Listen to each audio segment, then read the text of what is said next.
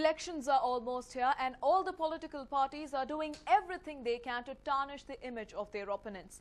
In what can be called as the biggest blow to the BJP this election season, Cobra Post sting operation throws light on the truth, as they would like to term, regarding Babri Masjid demolition. Was Babri demolition planned? Cobra Post has the answer. Investigative website Cobra Post has claimed that Babri Masjid demolition in December 1992 was an act of planned sabotage.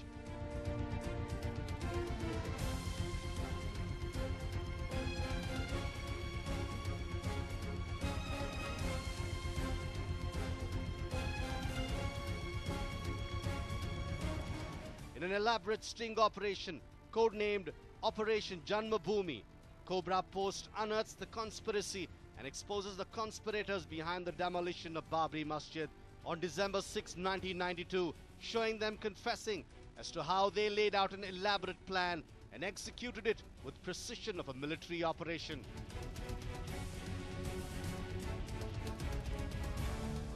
The website claims that its expose establishes beyond doubt that the demolition was not an act of frenzied mobs, but an act of sabotage planned with so much secrecy that no government agency got wind of it.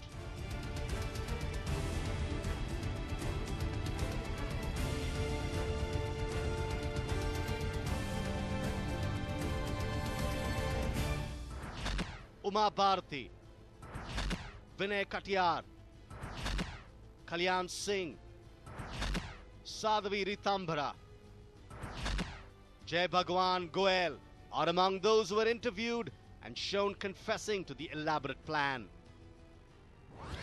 BJP cries foul. The BJP has cried foul over the sting operation and questioned its timing, as the first phase of voting in Lok Sabha polls is due in a couple of days. The party said that the sting operation is a sponsored one aimed at vitiating the poll atmosphere in the country. उस NGO के माध्यम से आज समाचार पत्रों में कुछ समाचार आया है। उस एनजीओ के माध्यम से बाबरी मस्जिद और राम जन्मभूमि जैसे संवेदनशील विवाद पर एक प्रायोजित स्टिंग ऑपरेशन कराया गया है। राम मंदिर के प्रति, राम मंदिर के निर्माण के प्रति सारे विश्व की आस्था है, इसलिए किसी की आस्था को हम चुनौती नहीं दे सकते। वो पार्टी, जाति, संप्रदाय और देश की सीमा से परे है। बाकी जो बातें कोर्ट में मैं कह चुकी हूँ और जो मामले कोर्ट में हैं, उसमें मैं अलग से एक शब्द नहीं बोलूंगी। मैंने कोर्ट में जो कहा वो अक्षरशः सत्य है। आप लिब्राहन कमीशन में मेरी पूरी स्टेटमेंट को देख लीजिए, और स्वयं लिब्राहन कमीशन ने भी मेरे स्टेटमेंट को चैलेंज नहीं किया, उसको अक्षरशः सत्य उन्होंने स्वीकार किया। नहीं, ये सब बकवास है और इस पर हम लोगों के सीबीआई में बयान हो चुके हैं। अदालत के अंदर मुकदमा चल रहा है और ये ऐसे समय पर कांग्रेस ने सारा खेला किया है जब उसकी नैया डूब गई है देश के अंदर। The convener of Babri Masjid Action Committee, Zafar Yab Jilani, reacted on the sting operation, saying that there wasn't anything new that has come to light through the operation. He further stated that the sting operation has revealed something that was always known to everyone.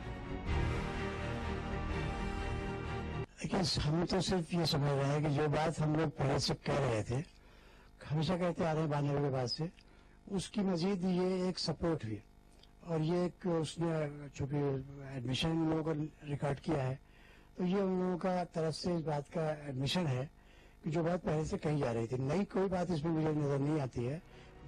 Cobra Post associate editor Ashish interviewed 23 leaders at the forefront of Ram Janmabhoomi movement who were involved in the demolition of Babri Masjid, either as conspirators or as executors of the conspiracy that was hatched to bring down the disputed structure. Of these, the Libahan Commission has indicted 15.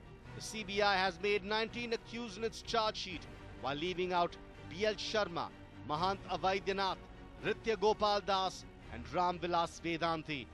In all, 40 are facing trial in the CBI court, of which 32 have been made accused as executors, while the remaining 8 have been made accused as conspirators. The Cobra Post sting has created quite a bit of turmoil ahead of the elections.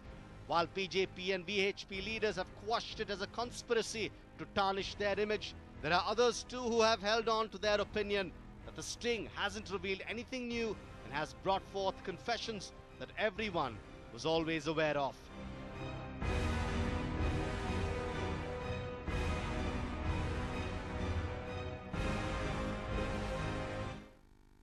The revelations made by the sting operation have unleashed a storm not just in the political circles but across the nation. Who are the ones who confessed on camera and what did they say? Let's take a look. Kalyan Singh. 6 दिसंबर को लगभग 1 बजे जब केंद्र सरकार के गृह मंत्री Shri AC Chauhan साहब का मेरे पास फोन गया और कहा कि हमारे पास ये सूचना है कि कार सेवक गुम्बद पर चढ़ गए। आपके पास क्या सूचना है? तो मैंने कहा कि मेरे पास थोड़ा सा एक कदम आगे की है कि कार सेवक गुम्बद पर चढ़ गए हैं और कार सेवकों ने गुम्बद को तोड़ना भी शुरू कर दिया। When Ram Janmabhoomi movement was at its peak, Kalyan Singh was the Chief Minister of Uttar Pradesh. He had promised in an affidavit to the Supreme Court that he would not allow any structure to come up on the disputed site.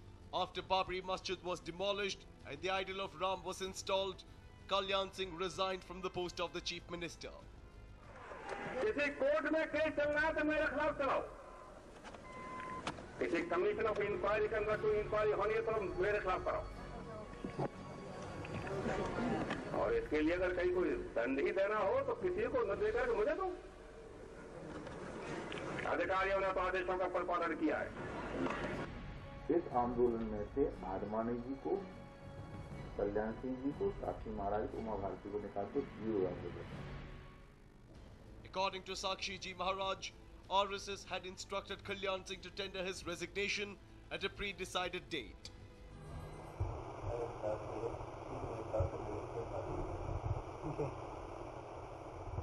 इस्तीफे को लेकर 3 बातें उठी हैं इस्तीफे को लेकर कि आपको मुरली मनोहर जोशी जी ने कहा कि आप इस्तीफा मत देने जाइए। आप 10 बजे इस्तीफा लिख चुके थे, तैयार कर चुके थे, अपना देने जा रहे थे। जी जी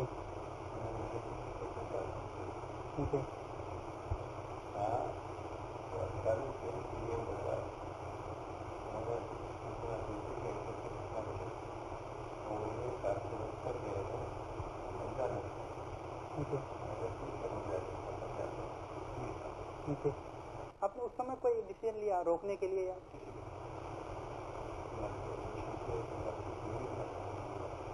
जी अब बीजेपी से जुड़े थे, आपकी सरकार थी, आपने रोकने के लिए कोई प्रयास किया था? पूरा प्रयास किया था रोकने के लिए। जी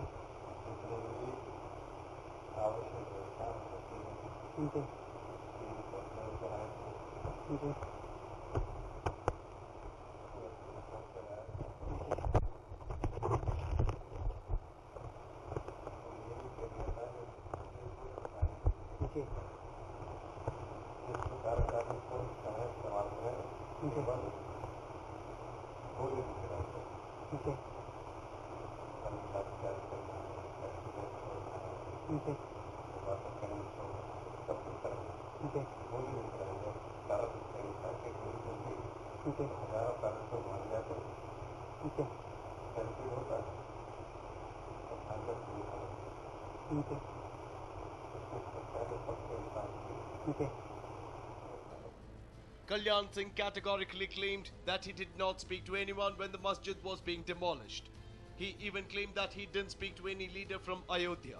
Kalyan Singh refused to speak any further regarding the issue.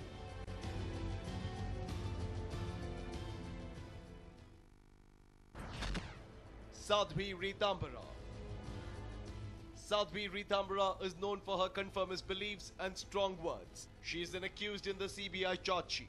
Sadhvi Ritambara was present in Ayodhya when the demolition was happening. She was in fact one of those who was responsible for creating the frenzy through her words.